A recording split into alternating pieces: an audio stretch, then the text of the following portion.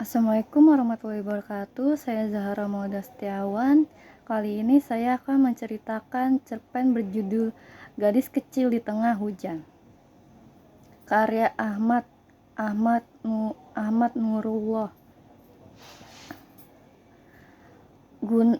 Gunnar Wiryawan. Pengusaha muda itu gusar berkali-kali ia menelpon. Tapi Raini tidak mengangkat ponselnya. Pesan pendek pun tak dibalas. Kenapa? Apakah itu pertanda Raini tak mau lagi menerima kehadirannya? Raini Adelina, pianis muda yang sedang bertabur bintang. Tubuhnya ramping dan semapai, parasnya cantik di bawah rambutnya yang lurus. Tapi sekali sapa dalam jarak dekat, matanya tampak muram. Entah mengapa, Gunnar menyaksikan penampilannya yang memukau dalam acara resital piano tunggal di House of Music, Jakarta, tahun lalu. Malam itu, Raini memainkan karya-karya komponis besar dunia.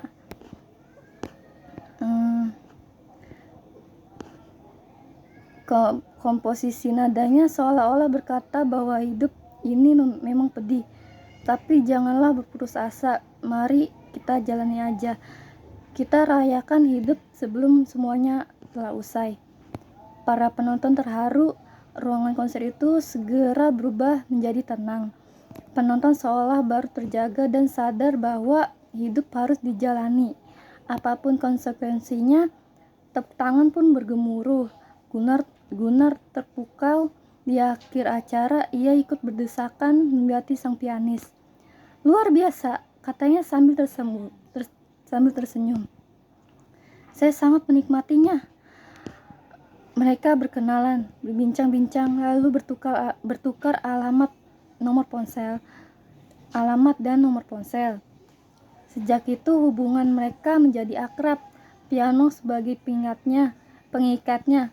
Sebulan kemudian Gunnar bertandang ke rumah sang pianis, berkenalan dengan keluarganya, sebuah keluarga kaya, rendah hati dan ramah.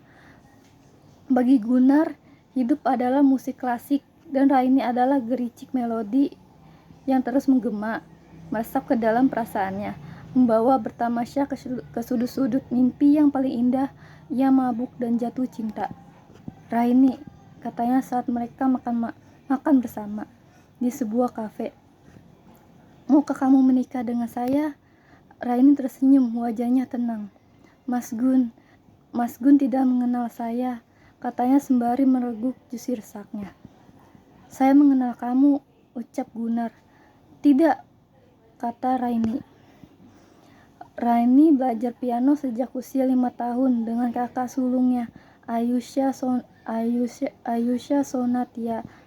Sonatania, yang kemudian memilih karir sebagai pengusaha. Kedua orang tuanya kemudian mengembangkan bakatnya. Ia diikutkan kursus piano klasik di Caracas Music School di bawah bimbingan Carla Shirena. Lulus SMA di Jakarta, Raini mendapat beasiswa piano dari Texas State University di Amerika Serikat. Usia 17 tahun, ia terbang ke Eropa, memperdalam ilmu piano di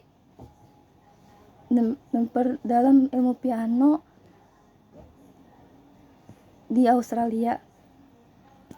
Ia lulus dengan predikat summa cum laude di bawah bimbingan Sigmund Gilbert, pianis andal yang sering menerima penghargaan internasional.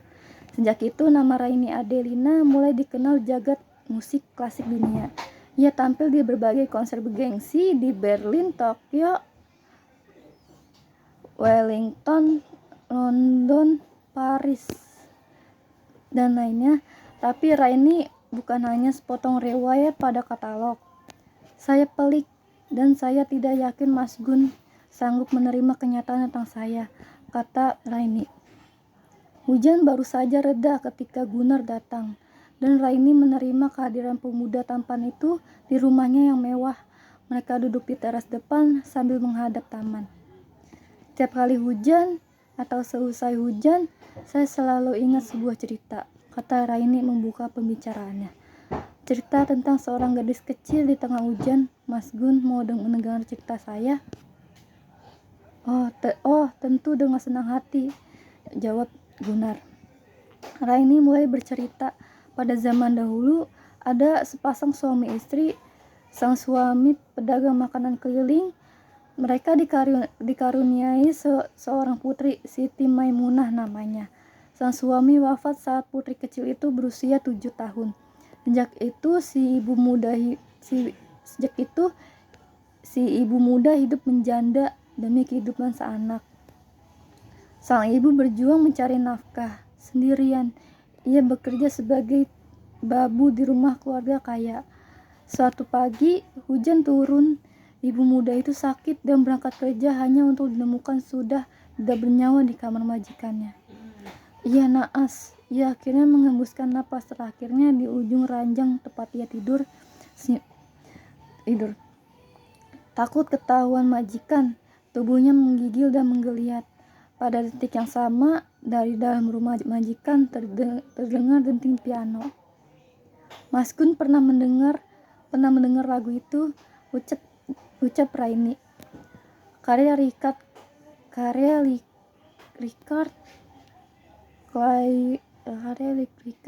Clayderman, komponis Prancis. Karya Richard Clayderman, komponis Prancis. Karya Richard Clayderman, komponis Prancis, kata Gunnar. Sonata ringan pada sebuah pagi berhujan, komentar Raini. Tapi gadis itu terus menangis. Selanjutnya ia menangisi ibunya yang tak sanggup berdiri lagi. Untunglah tangisnya didengar sang majikan. Ibu dan anak itu segera dibawa masuk, namun tak disangka beberapa detik kemudian ibu muda itu wafat. Gadis kecil itu menjerit. Ia tak tahu lagi kemana harus pulang. Gunnar terharu, tapi ia diam. Untunglah, lanjut Raini, majikan almarhum itu baik hati. Keluarganya memutuskan mengadopsi si anak itu. Ia dirawat, dididik, dan disekolahkan seperti anak kandung mereka. Saya mengucap banyak terima kasih Mas Gun. Saya adalah gadis kecil itu, Mas Gun. Saya Siti Maimunah. Dulu almarhumah ibu bekerja sebagai babu cuci rumah di rumah ini. Saya anak adopsi, ucap Raini. Gunnar terkesiap, tapi ia menyembunyikan perasaannya. Mungkin untuk menghapus riwayat, lanjut Raini. Nama gadis kecil itu kemudian diganti dengan Raini Adelina, anak yang lahir kembali di tengah hujan. Saat kakak sulungnya, yaitu kakak angkatnya Raini, memainkan sonata balade pour Adeline. Ini bukan fiksi Mas Gun, bukan melankoli, ini fakta tentang saya. Dan saya tidak melupakan riwayat. Mas Gun mau menikah dengan saya, ucap Raini. Gunnar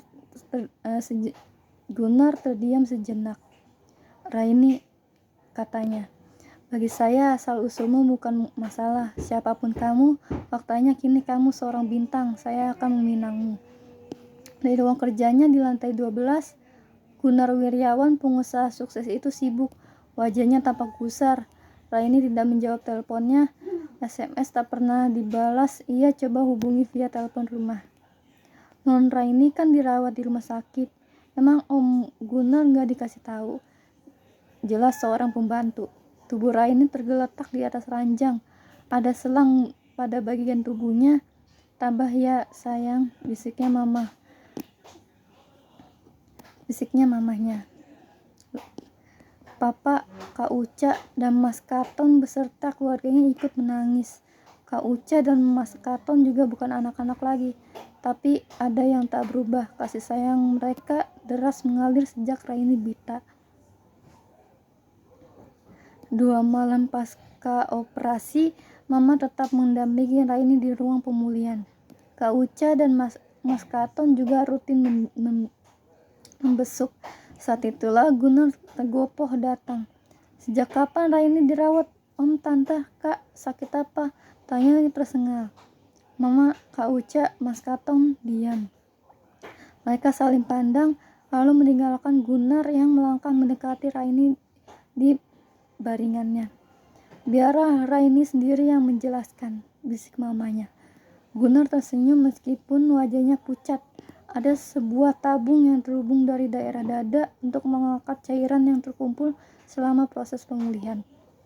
Maaf, Mas Gun, ujar Raini pelan. Saya tidak sempat mengabari, saya tidak membawa ponsel, saya juga tidak ingin kabar tentang saya menyebar menjadi berita untuk publik. Saya ingin sunyi.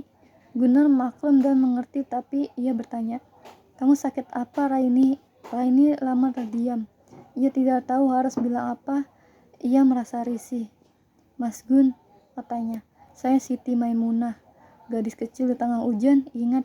Tapi saya juga Raini Adelina dan masalah belum selesai. Raini Adelina dibesarkan sebagai anak adopsi di usia 23 tahun saat mulai melangkah ke puncak karirnya. Ada benjolan di payudara kirinya, lalu payudara kanannya.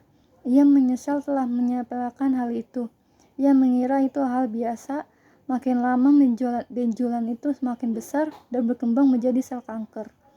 Penyakit yang agaknya diturunkan almarhum ibu kandungnya agar sel kanker tak menyebar. 2 tahun lalu ia menjalani terapi radiasi, dan sebelumnya juga kemoterapi. Efeknya setiap helai rambutnya rontok. Cukup lama ia harus mengenakan wig saat berada di tengah publik. Celakanya, sel kanker itu kini tumbuh makin ganas. Daging payudaranya mulai surut ke dalam. Berwarna kecoklatan mengerut seperti kulit jeruk.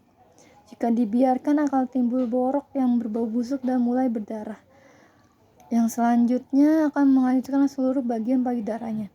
Sesuai anjuran dokter, Raini memutuskan untuk menjalani mastektomi ganda. Seluruh bagian payudaranya harus diangkat. Itu berarti ia harus rela kehilangan sepasang payudaranya. Tak mudah mengungkapkan penyakit saya, terutama pada Mas Gun. Saya perempuan, Mas, katanya sambil terisak. Raini, apapun penyakitmu, saya harap kamu kembali sehat. Saya mencintaimu, ucap Gunnar. Sungguh, Raini menyikapkan selimut yang menutupi tubuhnya. Tampak dada bagian kiri dan kanannya dibungkus perban. Ada sedikit rembesan bercak darah. Inilah saya, Mas Gun siap menikah dengan saya. Gunnar terkejut, bibirnya gemetar. Sekian dari saya. Wassalamualaikum warahmatullahi wabarakatuh.